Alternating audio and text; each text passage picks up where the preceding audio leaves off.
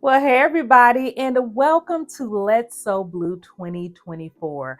I am very excited about this year's Let's So Blue challenge as we are doing it a little bit different this year, as you do know. But I want to reflect a moment on the past 2 years because they have been really, really nice. And you all know that I normally, has said the past couple of years, just so anything blue. And that's what everyone did. And I loved it. It gave people a chance to get in their stashes and just kind of sew up some of that fabric that they already had.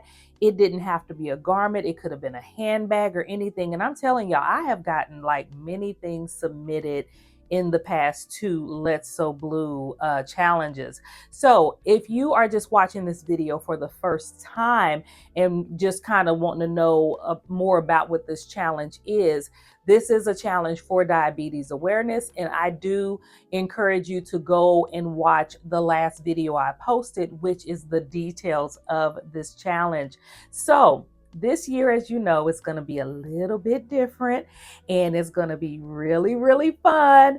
And I have gotten so many comments and even messages from you guys, private messages telling me that you are already in your stash, you are already looking for what you are going to sew. And I just wanted to make this video to help with some clarification, just in case you get a little lost along the way or you get a little confused on what you might do or what you think is okay to do. So I'm here to clarify that for you, all right? So your photo can be from anywhere, okay? Your inspiration photo, because as you know, your make this year has to come from an inspiration photo, all right? Now, this photo can be from Pinterest, it can be someone on Instagram, it could be a pattern cover. And let me clarify pattern cover because we know we have all of these patterns with these cute outfits and everything. But let's be honest, sometimes, and really to be honest with you, a lot of times, some of these pattern covers don't do the pattern justice, okay? But you may have a pattern that you picked up because of the way that it was worn, okay? Because of the way that the model presented it. And you're like, oh my gosh, I have got to sew this. It inspired you to get it because of that cover, okay? So that's what I mean by that. Just wanted to clarify that. Your inspiration photo could be a family photo.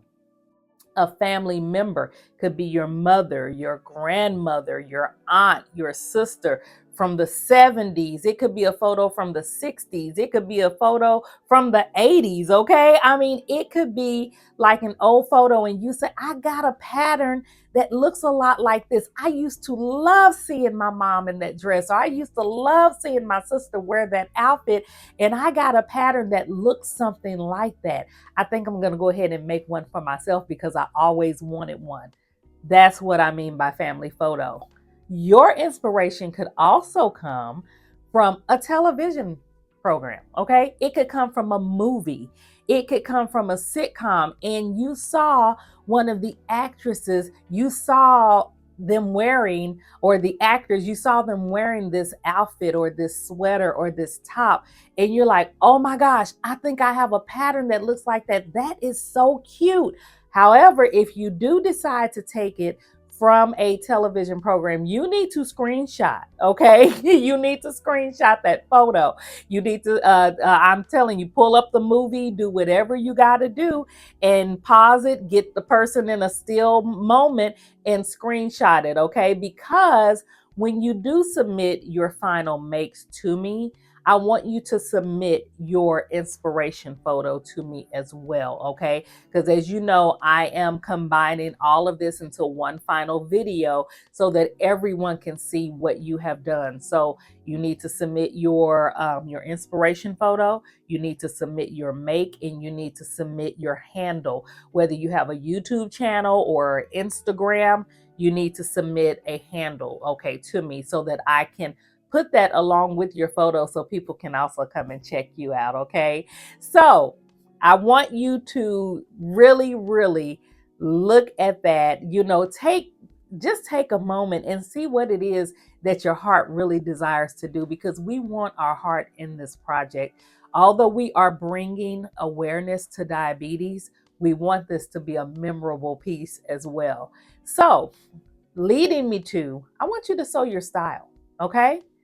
Let's clarify this thing. I don't want you to just get out there, find a photo, I can sew this. Sew something that you know that you will wear, or you will use, or you will put up as a piece of decor. Do that. Don't just sew something and then throw it in the corner and never see it again.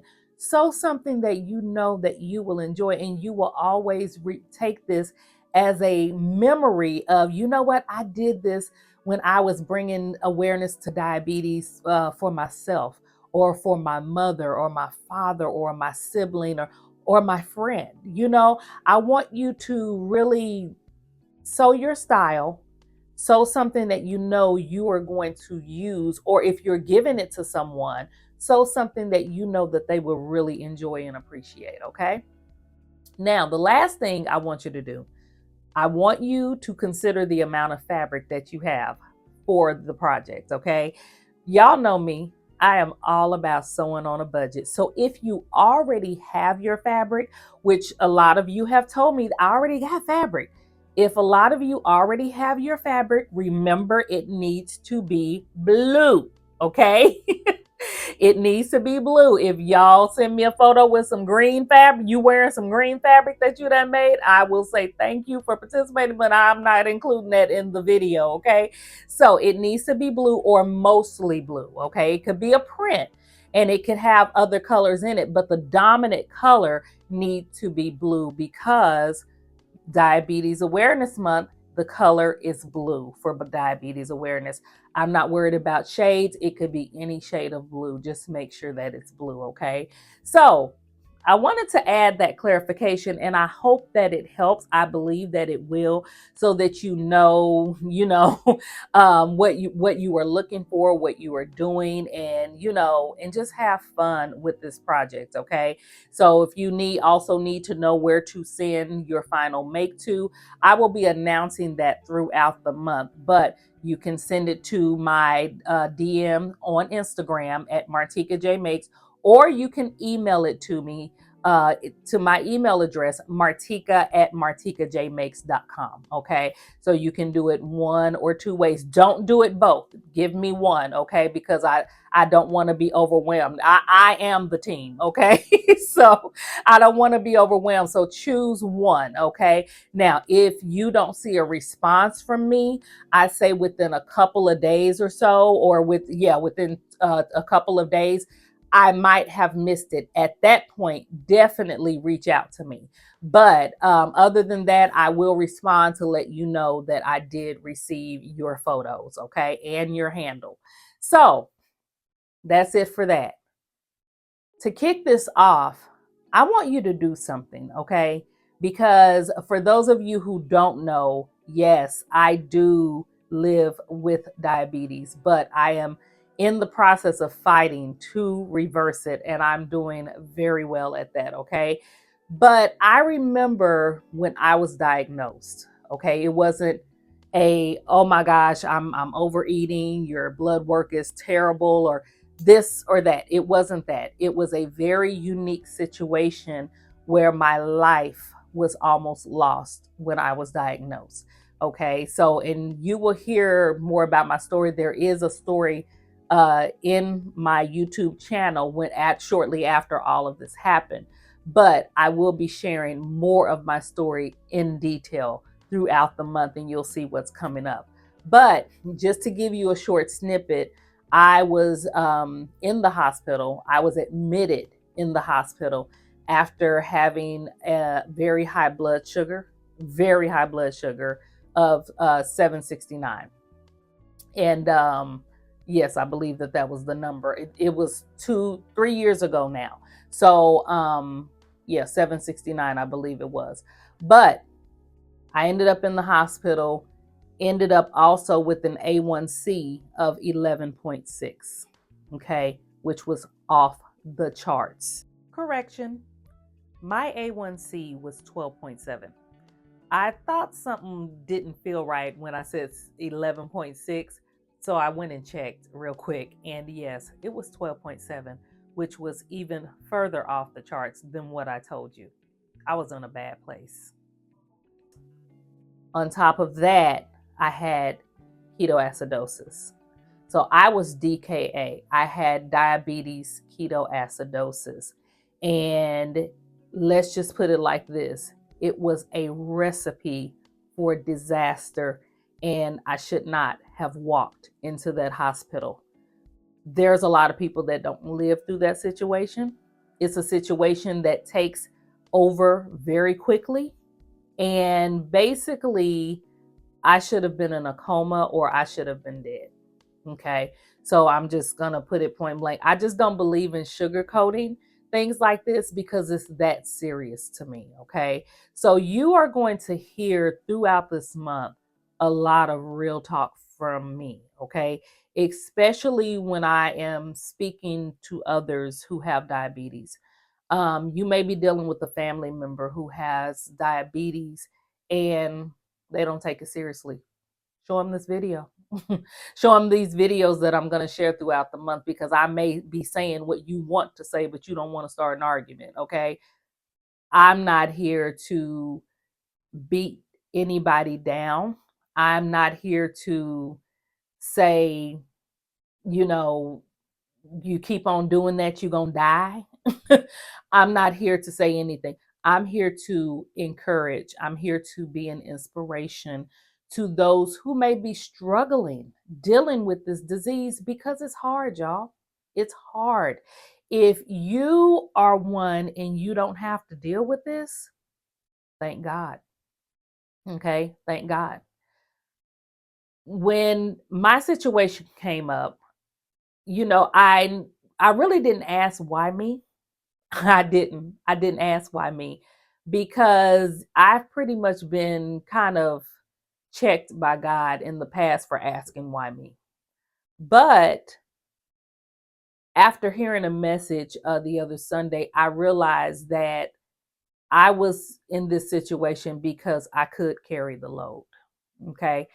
I could make an impact in this community, in the diabetes community. And I feel like that's one of the reasons why God allowed me to see this thing through and be here talking to you today because I could carry the load. And I didn't realize how strong I was until I had to be. It was a do or die situation. Do it or die. Those were my options. Okay. So I chose to fight back. And that is what I did. That is what I continue to do and encourage others to do the same, to fight for you. Fight for you because you only have one body. You're not getting a replacement. Okay.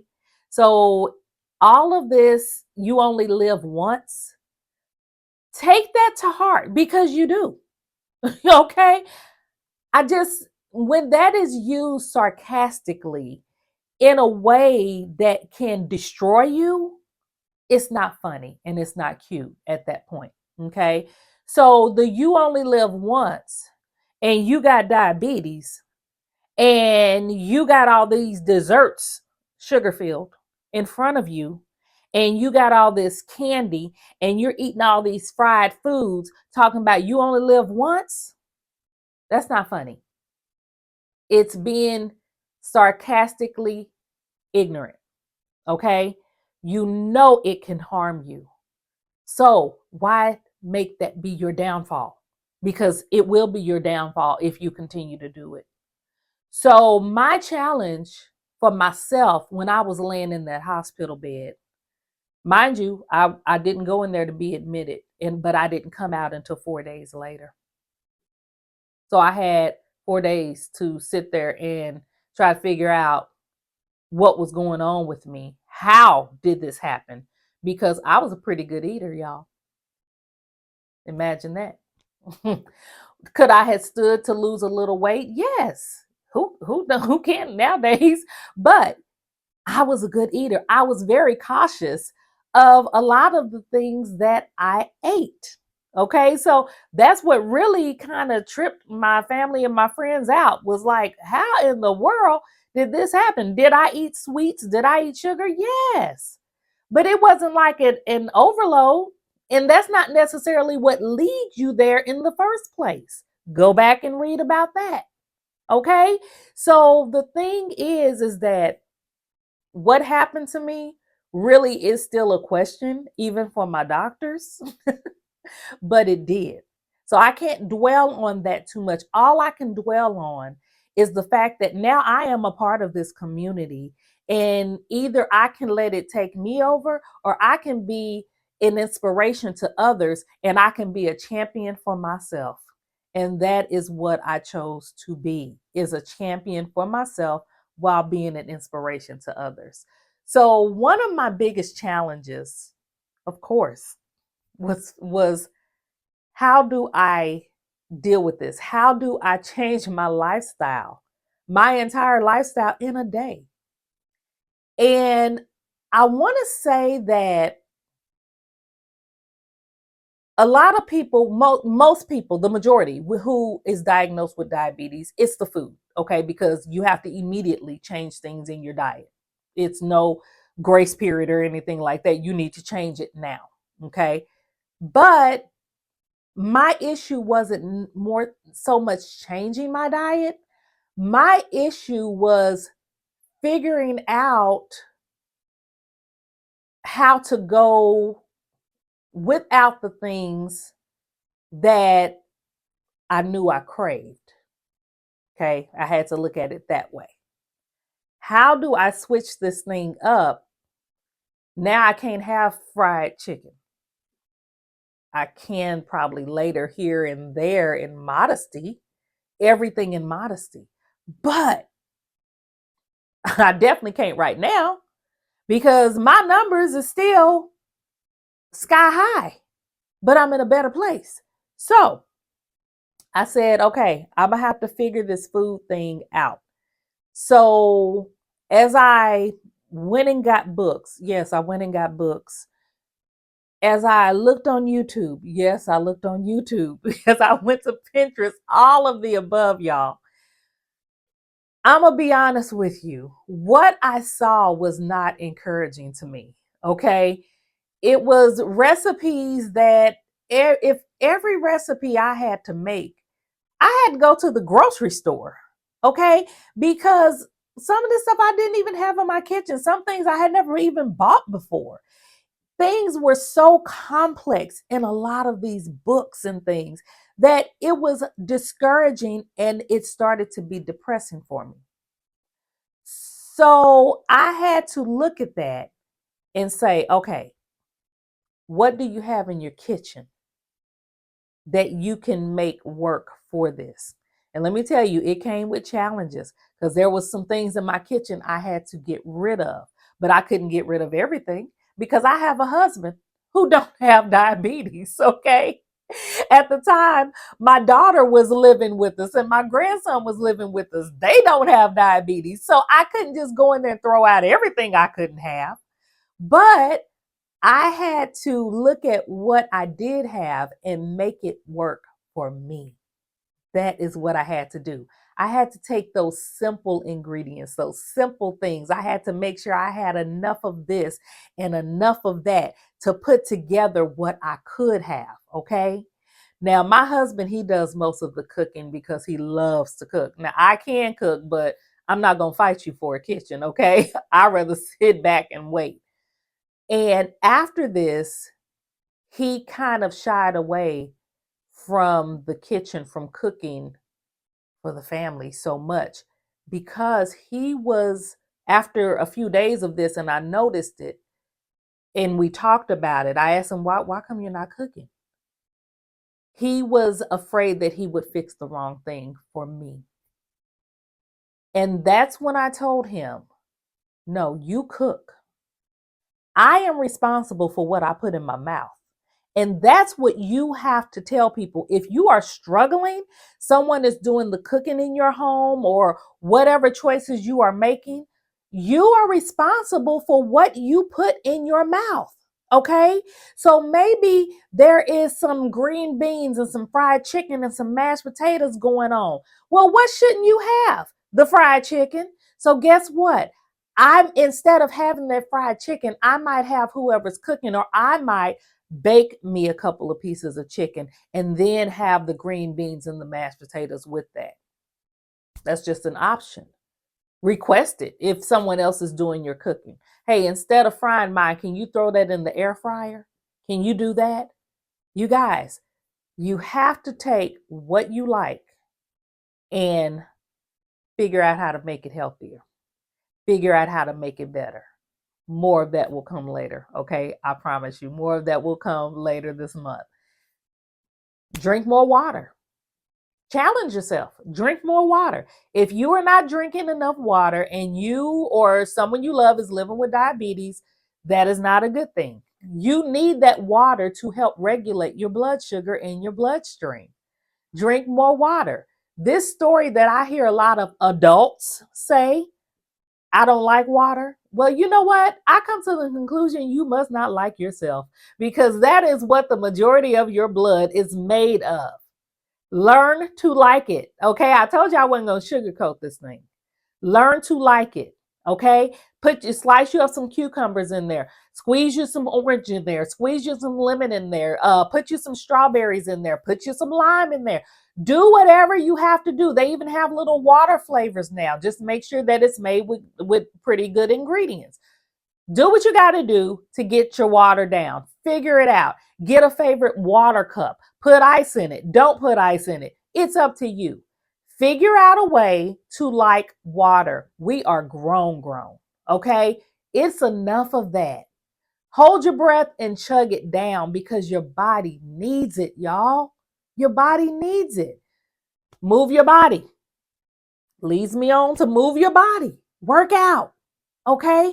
Now, I didn't have an issue with water because I was a water drinker anyway. I did up my water even more. But working out, yes, I enjoyed walking. I worked out here and there. I wasn't consistent. Okay. But now I was in a situation where I needed to move my body from my heart, because also while I was laying in that hospital bed, my cholesterol decided it would join the party of whatever was happening in my body, and it decided it would shoot up. So I was put on a cholesterol pill, and I was determined I am not going to be taking all this stuff. If moving my body and doing what I got to do, eating better and all this will get me off of this junk, then that's what I would do. And that's what I did. Find you a workout on YouTube that you like. Find you somebody who you like to work out with.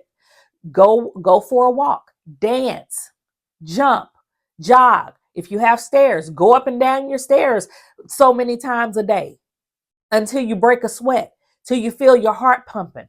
There are no excuses. You can't have any excuses around me, okay? I won't take them. So, out the door with the excuses. We are grown. Okay, say it with me. We are grown. All right. And we got to be examples for our children, for our grandchildren. We got to do better.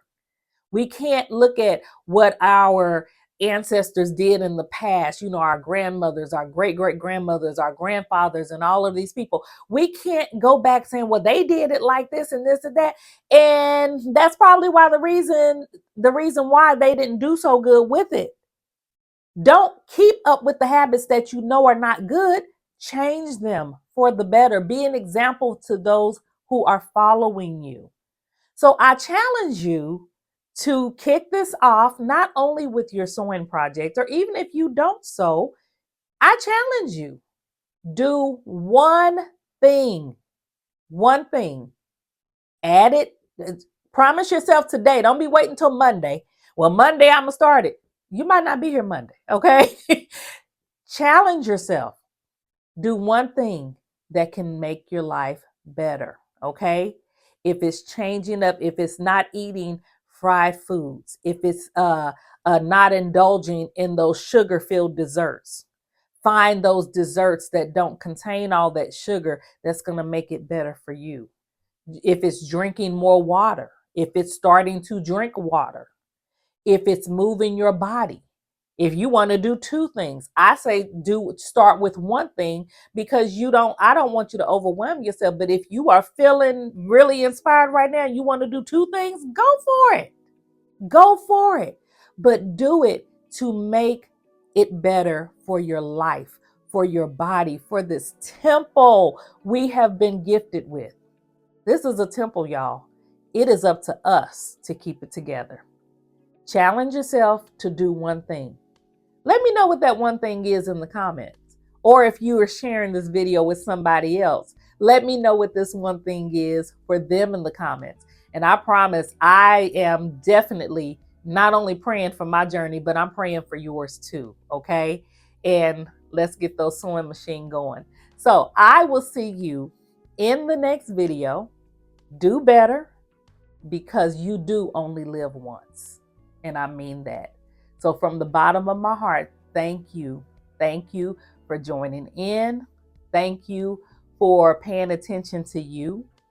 And thank you for always supporting my channel. And I'll see you soon. Have a great one. Bye-bye.